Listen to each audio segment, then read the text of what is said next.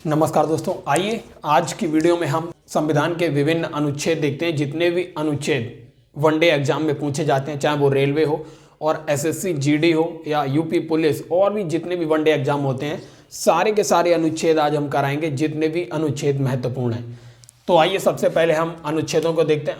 अनुच्छेद 1 से लेके 4 तक जो दिया गया है, संघ एवं उसके राज्य क्षेत्रों का वर्णन है। फिर 5 से लेके जो 11 तक है वो नागरिकता का वर्णन करता है, और 12 से लेके जो 35 तक है वो फंडामेंटल राइट मूल अधिकारों का वर्णन करता है। जबकि 36 से लेके 51 तक के जो अनुच्छेद हैं वो हमारा वर्णन करते हैं राज्य के नीति निर्देशक तत्वों का। फिर 51 के बाद आप देखेंगे 51 का में आ जाते हैं फंडामेंटल ड्यूटीज, मूल कर्तव्य आ जाते हैं।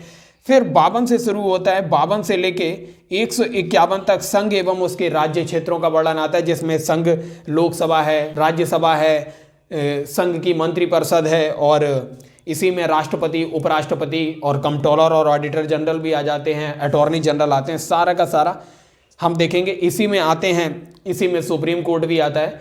इस तरीके से हम सारे के सारे अनुच्छेद को देखेंगे। सबसे पहले हमारे किसी भी सब्जेक्ट को पढ़ने के लिए आप क्या करते हैं, उसकी देखते हैं यूनिट्स कितनी है। किसी भी सब्जेक्ट को सबसे पहले इकाई अर्थात यूनिट में विभाजित किया जाता है, फिर यूनिट को चैप्टर में विभाजित कर दिया जाता है।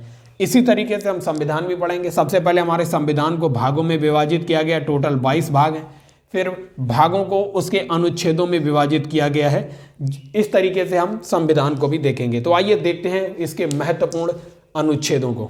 संविधान का अनुच्छेद 1 जो है वो संघ का नाम और उसके अंतर्गत आने वाले राज्य क्षेत्र के बारे में वर्णन करता है, संविधान का अनुच्छेद 1। और संविधान का जो अनुच्छेद 3 है, अनुच्छेद 3 नए राज्यों के निर्माण के बारे में बताता है और बोलता है कि वर्तमान राज्यों के क्षेत्रों में और उसके नाम में और उसकी सीमाओं में परिवर्तन से संबंधित अगर कोई प्रावधान लेके आया जाता है तो संसद में, तो वो अनुच्छेद 3 के अंतर्गत लेके आया जाता है। अनुच्छेद 13 जो बोलता है, अनुच्छेद 13 अगर मूल अधिकारों के असंगत कोई विधि बनाई जाती है, कोई कानून बनाया जाता है सरकार के द्वारा जो नागरिकों के मूल अधिकारों का अल्पीकरण करता है, तो उस संविधान संशोधन अथवा कानून का सुप्रीम कोर्ट के द्वारा निरीक्षण किया जाएगा, और सुप्रीम कोर्ट उसे अगर मूल अधिकारों का अल्पीकरण करने वाला पाता है तो उसे असंवैधानिक भी बताया जा सकता है। अनुच्छेद 14 जो है, अनुच्छेद 14 विधि के समक्ष समानता की बात करता है कि मतलब कानून के समक्ष सभी व्यक्ति समान है, चाहे वह प्रधानमंत्री हो या देश का आम नागरिक हो।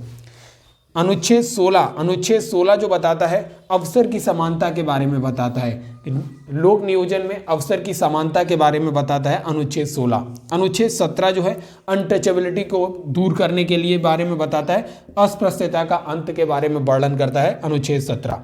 अनुच्छेद 19 जो है वाक स्वतंत्रता के बारे में है, फ्रीडम ऑफ स्पीच के बारे में है, इसी में पत्रकारिता से संबंधित फ्रीडम आती है, तो ये अनुच्छेद 19 बताता है।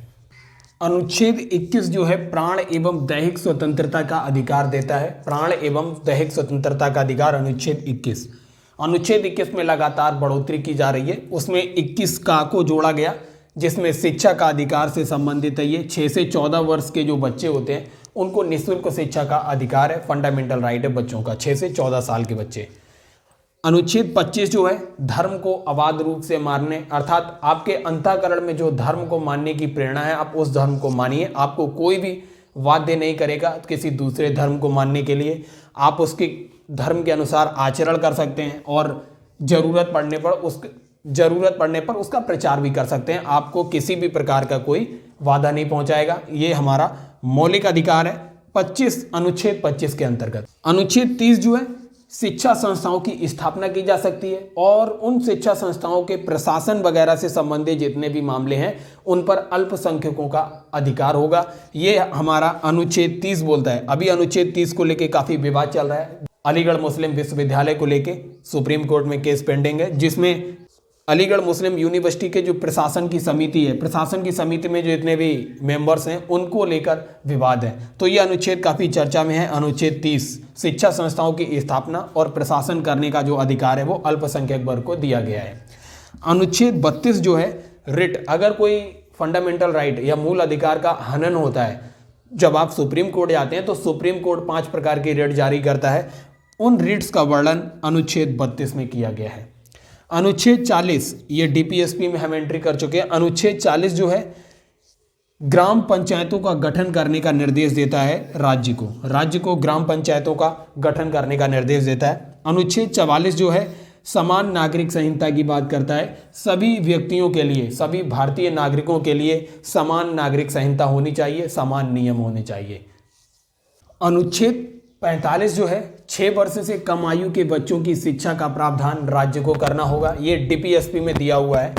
अनुच्छेद 46 एससी एसटी और अन्य दुर्बल वर्ग हैं, उनकी शिक्षा से संबंधित या उनके धन या अर्थ से संबंधित जितने भी हित हैं उनके हितों में वृद्धि करने का दायित्व भी राज्य सरकारों को दिया गया है, डीपीएसपी में दिया गया है।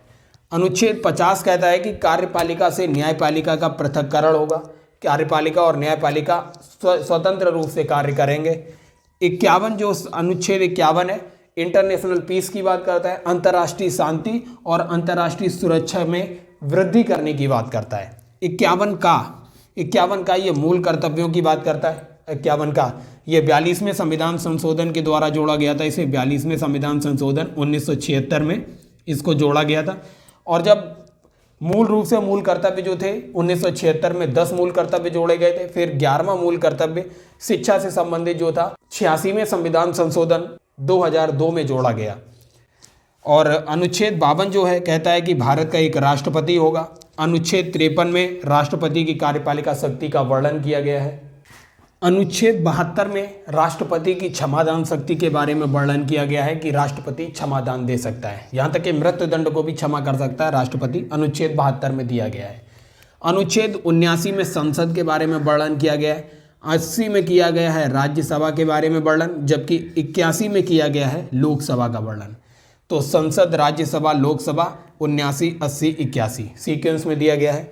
अनुच्छेद 82 जो है 82, ये जनगणना के बाद जो परिसीमन आयोग का गठन किया जाता है प्रत्येक जनगणना के बाद पुनः समायोजन के लिए, तो वो आर्टिकल 82 के अकॉर्डिंग किया जाता है कि अनुच्छेद 82 कहता है कि जनगणना के बाद परिसीमन आयोग का गठन किया जाए। अनुच्छेद 110 जो है धन विधेयक की परिभाषा बताता है कि कौन सा विधेयक धन विधेयक होगा, उसकी परिभाषा अनुच्छेद 110 बताता है। अनुच्छेद 112 जो संविधान में कहीं भी बजट शब्द का प्रयोग नहीं हुआ है, उसके लिए एक शब्द आया हुआ है वार्षिक वित्तीय विवरण। वार्षिक वित्तीय विवरण का जो वर्णन किया गया है वो अनुच्छेद 112 में किया गया है, इसी के अकॉर्डिंग बजट आता है। अनुच्छेद 123 जो है राष्ट्रपति के अध्यादेश जारी करने की शक्ति के बारे में वर्णन करता है, अनुच्छेद 123।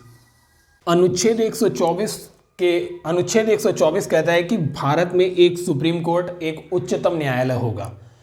अनुच्छेद 143 कहता है कि सुप्रीम कोर्ट से परामर्श करने की जो राष्ट्रपति की शक्ति है उसके बारे में वर्णन करता है 143। लेकिन ये परामर्श राष्ट्रपति के लिए बाध्य नहीं होगा, वैसे वह इसे मानने के लिए बाध्य नहीं होता है। 155 अनुच्छेद कहता है कि राज्यपाल की नियुक्ति, राज्यों में राज्यपाल की नियुक्ति राष्ट्रपति के द्वारा अनुच्छेद 155 के द्वारा की जाती है। अनुच्छेद 161 कहता है कि राज्यपाल की क्षमादान की शक्ति के बारे में वर्णन करता है। जैसे अनुच्छेद 72 राष्ट्रपति की क्षमादान की शक्ति की बात करता है, ऐसे ही अनुच्छेद 161 राज्यपाल की क्षमादान शक्ति की बात करता है। ये जो है मृत्युदंड को क्षमा नहीं कर सकता है जैसा कि राष्ट्रपति कर सकता है।